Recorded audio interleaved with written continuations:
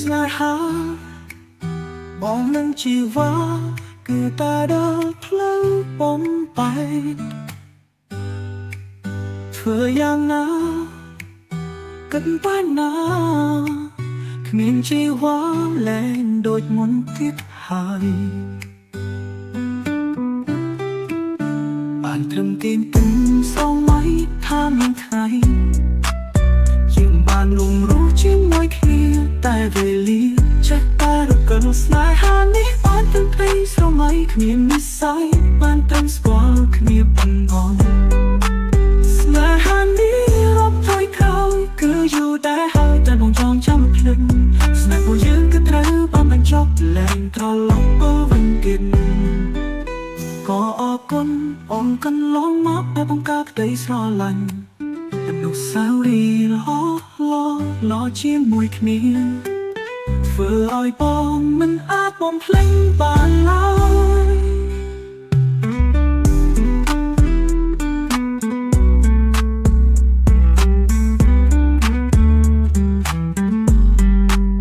បានគំគេទឹកស្រមៃថាមានថ្ងៃយើងបានរួមរស់ជាមួយគ្នាតែវេលាចេះតែរំកិលស្នេហានេះបានទាំងព្រៃស្រមៃគ្មាននិស្ស័យបានតែស្គាល់គ្នាប៉ុណ្ណោះ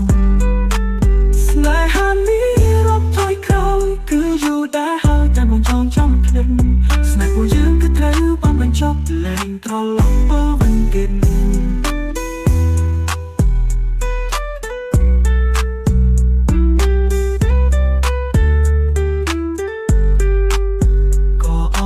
អូនកន្លងមកតែបង្កើតក្តីស្រឡាញ់អនុស្សាវរីយ៍